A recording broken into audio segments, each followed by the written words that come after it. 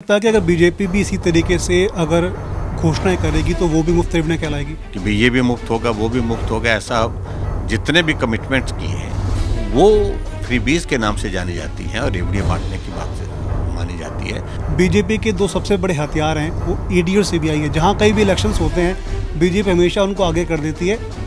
राजनीतिक दृष्टि से उनका इस्तेमाल नहीं, वो स्वतंत्र होकर के काम कर रही है। गारंटीज वो सड़क अपनी धरातल पर है, वो उतरी नहीं। और हिमाचल प्रदेश में जो 10 गारंटी दी थी उनमें से एक भी गारंटी अभी तक पूरी नहीं हुई। क्या कहेंगे कि ओपीएस का जो लाभ है कांग्रेस को वहां मिला है? तो कांग्रेस की सरकार थी, वीरभद्र सिंह मुख्यमंत्री थे, एनपीएस जो लागू की गई थी, ओपीएस बंद की थी और उसको बहाल करने की दृष्टि से उन्होंने जो बात कही है, अभी तक 1 साल बीता, किसको ओपीएस वहां पर हुई। पहले जयराम रमेश है राजस्थान में आए थे और ये कहा था कि कांग्रेस की ओर से जो तमाम वादे किए गए थे वो पूरे कर लिए गए।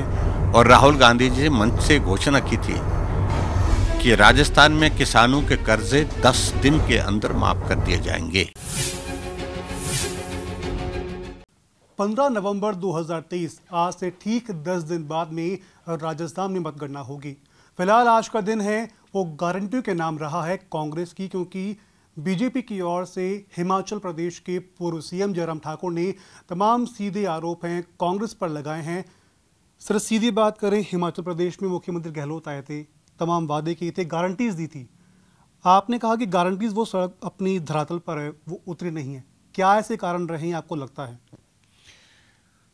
देखिए, हिमाचल प्रदेश के लिए वो एक नया एक अनुभव था जब कांग्रेस गारंटियों के साथ चुनाव में उतरी थी। लोगों को लगा कुछ कि हो सकता है ये जो बोल रहे हैं वो होगा, लेकिन अब सारी चीज़ें स्पष्ट हो गई।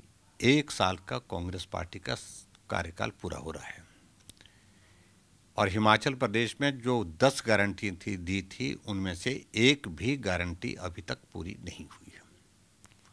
और ये हकीकत पूरे देश भर में उन सभी राज्यों में, विशेष तौर से जहां चुनाव हो रहा है, ये जानी चाहिए। इसलिए पार्टी ने तय किया है कि जो झूठी गारंटियां हिमाचल प्रदेश में दी थी और जिसके कारण कांग्रेस एक बार लाभ लेने में सफल हो गई, दूसरे राज्यों में इस प्रकार का झूठ बोल करके फिर से गारंटियों पर जा करके लाभ लेने की कोशिश कर रहे हैं, तो उसको जो है एक्सपोज करना चाहिए, उसका भंडाफोड़ करना चाहिए। इसलिए हम यहाँ पर राजस्थान में हैं और मैं निश्चित रूप से ये मानता हूँ कि अब लोग कोई भी कांग्रेस की उन गारंटियों पर विश्वास ही नहीं करेंगे।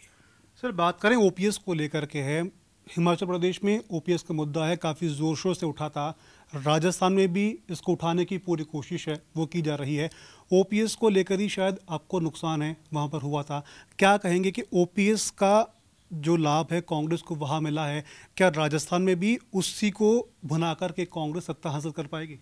देखिए, कांग्रेस की कोशिश है, लेकिन मेरा ये मानना है कि बहुत बड़ा इसके कारण चुनाव के परिणाम में कोई फर्क नहीं पड़ने वाला है। सर ओपीएस की बात कर लें, जैसे कांग्रेस की ओर से कहा गया है कि मेमोरेंडम है, हमने हिमाचल प्रदेश में लागू कर दिया। लगभग 1.5 लाख के आसपास जो कर्मचारी है उनको उसका बेनिफिट है वो मिलेगा, नेशनल से उनको फंडिंग है वो नहीं हो पाएगी।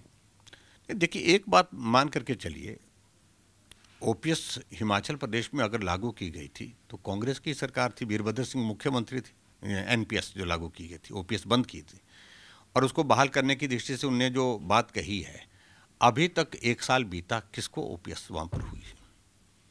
अभी तो प्रोसेस में है, चीज़ें चल रही हैं कि ऑप्शंस मांगी गई थी, उन सारी चीज़ों पर अभी वर्कआउट हो रहा है। कर्मचारी कंफ्यूज्ड है, वो कैलकुलेट कर रहा है हमें ओपीएस के लिए ऑप्ट करना है कि नहीं करना है। अभी तो इस सारी चीज़ों को लेकर के आने वाले समय में देखेंगे, लेकिन मैं ये कह सकता हूँ कि इसके कारण अब दूसरे राज्यों में कांग्रेस पार्टी को लाभ होगा चुनाव में। मुझे नहीं लगता है सारी चीज़ को।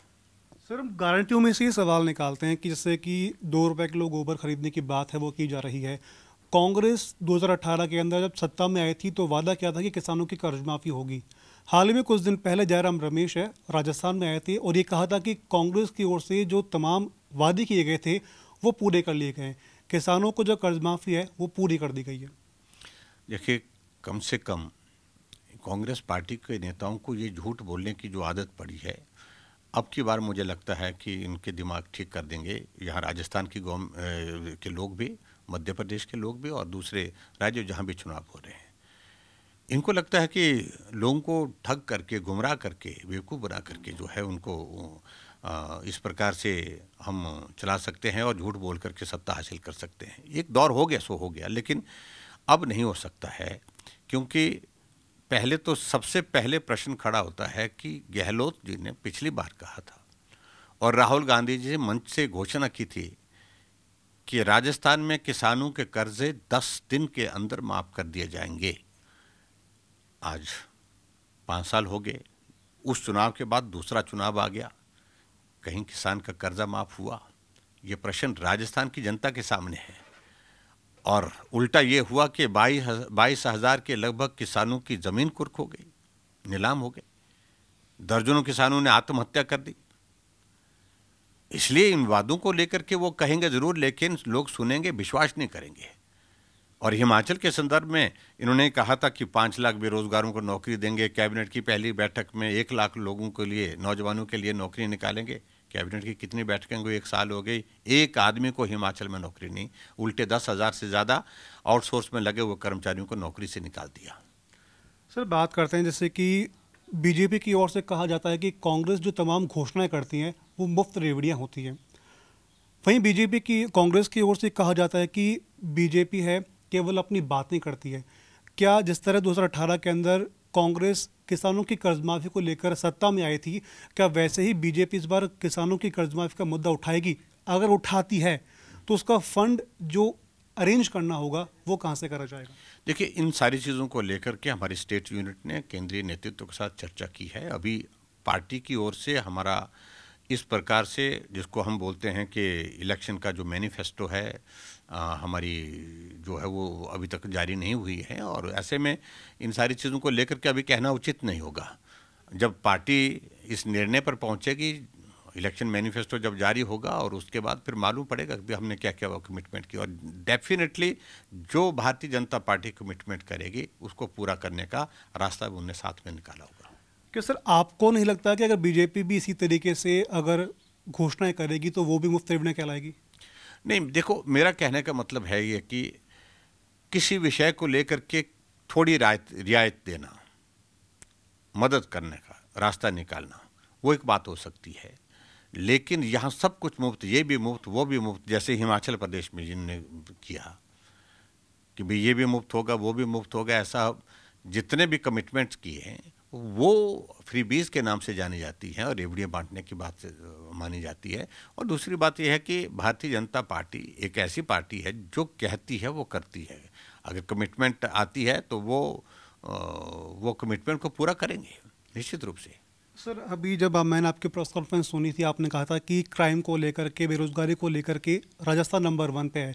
लेकिन कांग्रेस का यह आरोप है कि क्राइम को लेकर के, इनको लेकर के जो नंबर 1 की बात अगर आती है तो वो मध्य प्रदेश है। वहाँ पर डबल इंजन की सरकार है, वहाँ पर एक क्राइम बहुत ज़्यादा है। बल्कि राजस्थान में तो 0 FIR का हमने काम कर दिया है। महिला सुरक्षा को लेकर हमने तमाम काम कर दिए हैं। पेपर लीक का मुद्दा भाजपा की ओर से काफ़ी ज़्यादा उठाया गया है और उसको लेकर भी वो कहते हैं कि हमने तमाम कड़े नियम हैं वो बना दिए हैं। देखिए, अब बातें कहने का कोई मतलब नहीं है। हम नियम बनाने की बात तब आई, 19 पेपर लीक हो गए, 70 लाख से ज़्यादा नौजवानों का भविष्य बर्बाद कर दिया। यानी कि राजस्थान में तो यही है कि पेपर दे रहे हैं तो पहले ही मान के चल रहे हैं कि ये पेपर लीक हो गई, ये मतलब आम जनता की धारणा बन गई। अभी तक कार्रवाई क्या हो उसमें, बात तो ये है। अब जब कानून व्यवस्था की बात करते हैं, जब कन्हैया जी की वहाँ पर हत्या होती है, क्या कार्रवाई स्टेट गवर्नमेंट की ओर से क्या एक्शन उसमें हुआ है? अगर उसमें एक्शन हुआ है, इन्वेस्टिगेशन कर रही है तो नेशनल इन्वेस्टिगेटिंग एजेंसी कर रही है, NIA कर रही है। और दूसरी बात, सबसे बड़ी बात है कि वो लोग कौन लोग हैं जिनको इस प्रकार से उनको संरक्षण देना है, उनके पक्ष को रखने की कोशिश की जा रही है। ये बहुत दुर्भाग्यपूर्ण है।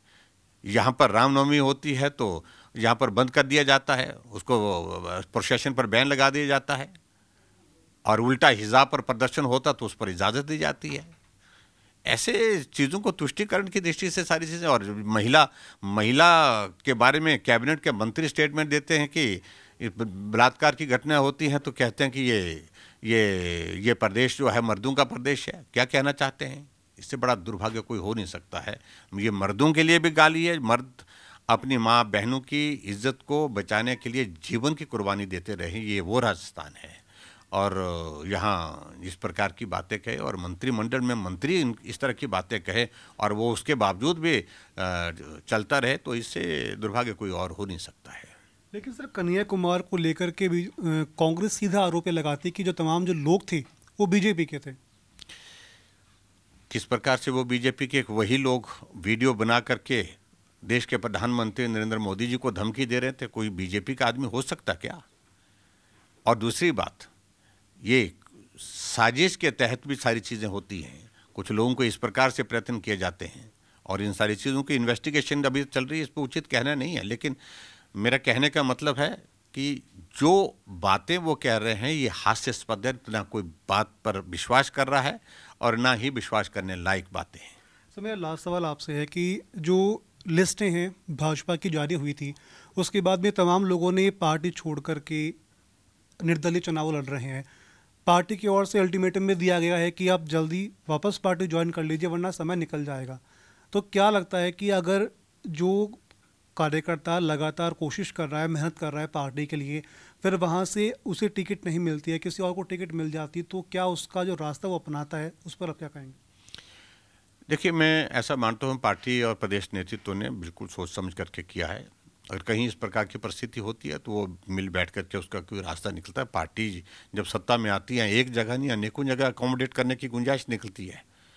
और पार्टी हमारी देश की नहीं, दुनिया की सबसे बड़ी पार्टी है। पार्टी के अंदर बहुत सारे लोगों को काम देने के लिए, उनको उनका सम्मान करने के लिए व्यवस्था है। उनको काम कहीं भी दिया जा सकता है, लेकिन अनुशासित पार्टी है। अनुशासन के साथ कॉम्प्रोमाइज भारतीय जनता पार्टी नहीं करती है। इसीलिए देश की नहीं, दुनिया की सबसे बड़ी पार्टी भारतीय जनता पार्टी है।